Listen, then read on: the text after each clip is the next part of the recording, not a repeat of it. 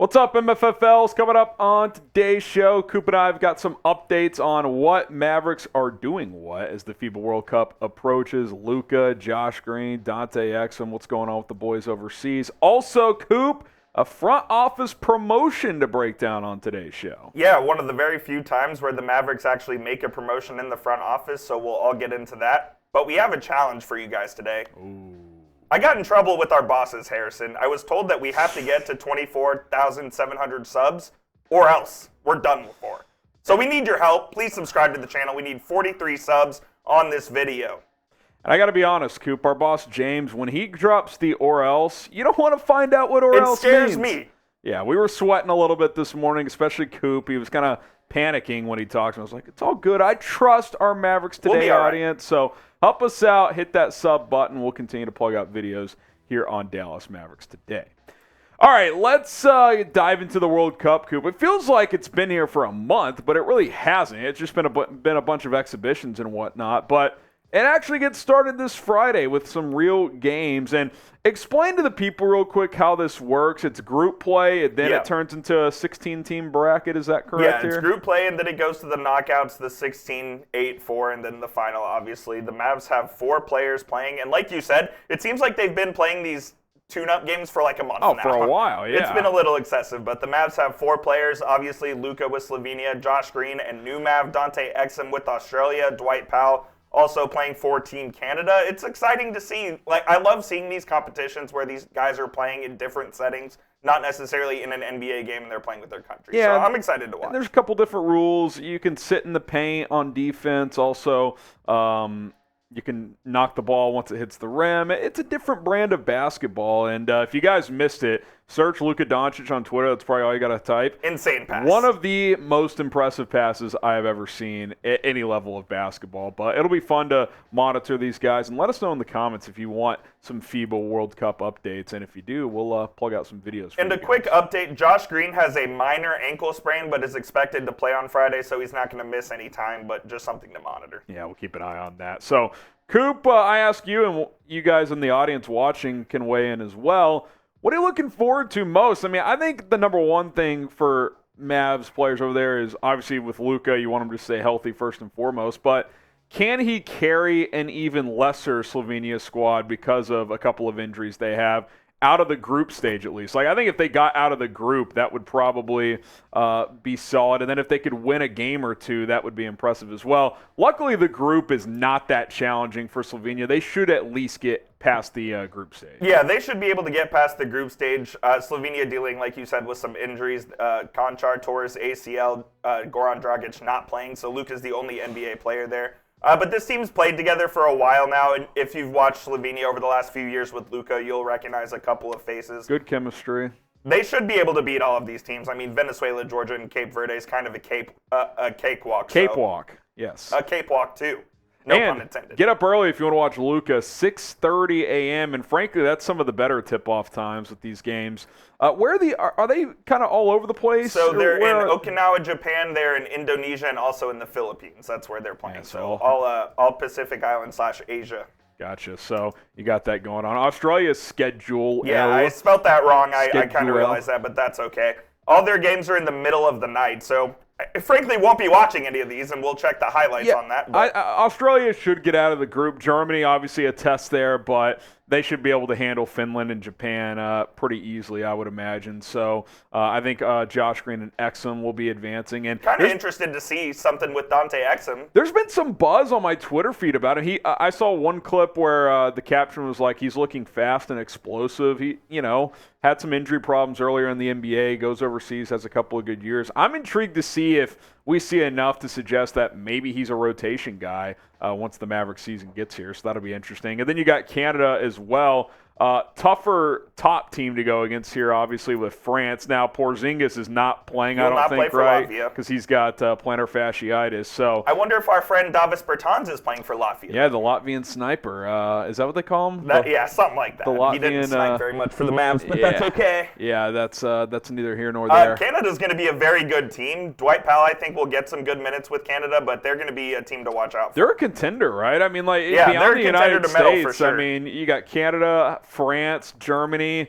if Luka can carry Slovenia, those are probably like your top 5 or 6. Make no mistake, the U.S. is still the favorite. Yes. I know that they are not playing like they're still the favorite. But they're still the favorite to win this thing. Now, weren't they down 18 last night or a couple nights ago to Germany, and they had to erase a big death? Anthony won.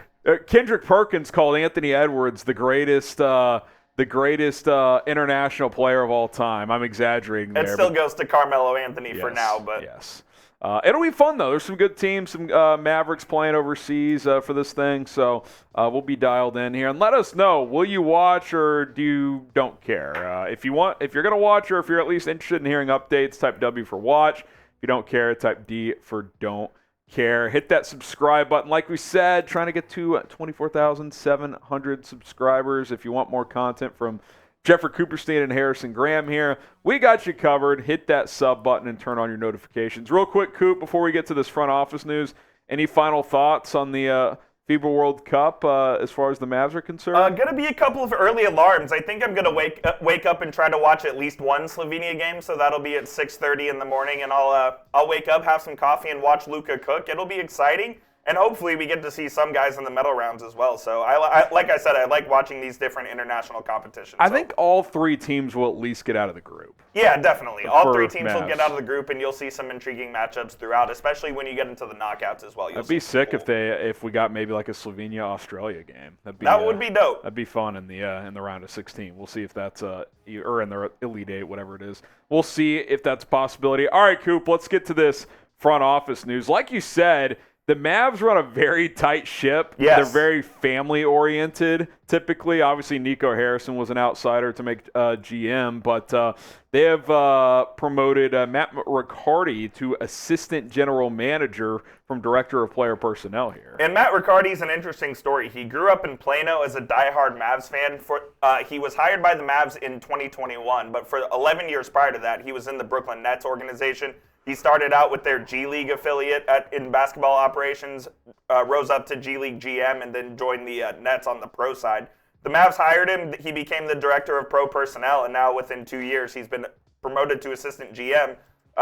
Wise words and nice words from Theo Pinson, who loved Matt Riccardi. Obviously, Theo not going to be with the Mavs this next season, but he has a very good reputation among the players, so this is an interesting thing to see. And I kind of think this is indicative of something else, Harrison. I think it's indicative of a different culture with the Mavs. Once they hired Nico Harrison as GM and replaced him with Donnie Nelson, I think he has promoted a culture of growth and ability to rise within the ranks of the Mavericks, where when Nelson was running the ship, you weren't going to get promoted. You were kind of just what you were. And it was just very they only trusted people who have been connected to the org forever. I think Michael Finley's a valuable voice, but it was all right, if Donnie's not the main voice, who do we trust? Michael Finley. Basically it. Yeah. Dirk can have a voice. Oh, we're going to bring Jason Kidd back, which has had some success, obviously, but that's still up in the air. But the point is under Mark Cuban's ownership, it's been very much if you are an outsider, we don't trust you. But for sure. Once you hire Nico Harrison, obviously that has changed some things. So now you look at the front office, and yes, Finley still has a valuable voice. And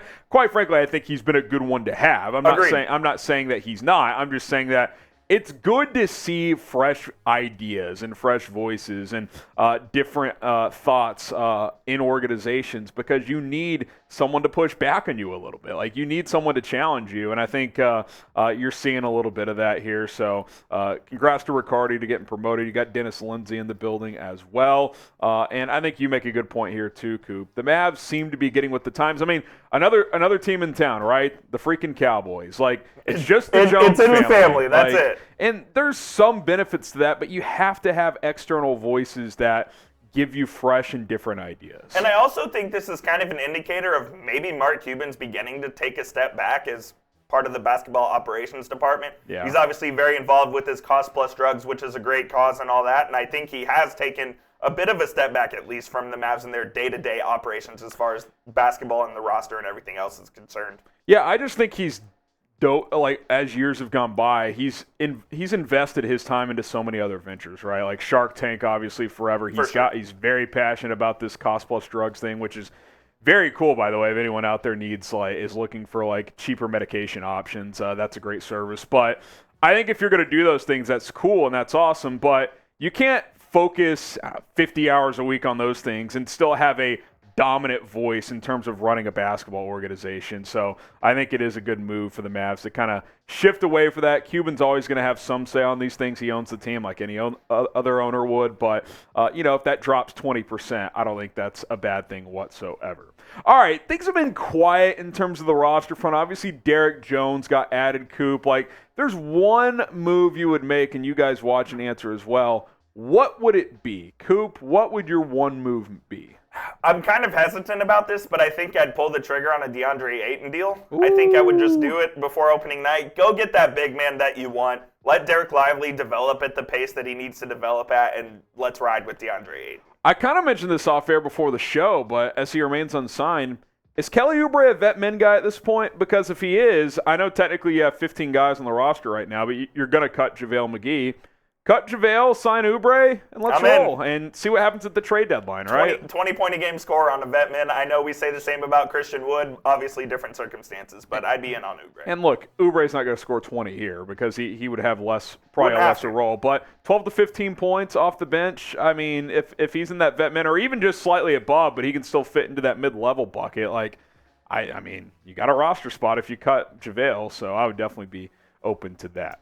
All right, guys, we're out of here. Get the MFFL'S going in the comments. Again, let us know about the World Cup. If you want updates, if you want us to talk about Luka and the boys overseas. Subscribe to the channel. Don't make us delete this channel because we actually enjoy our work.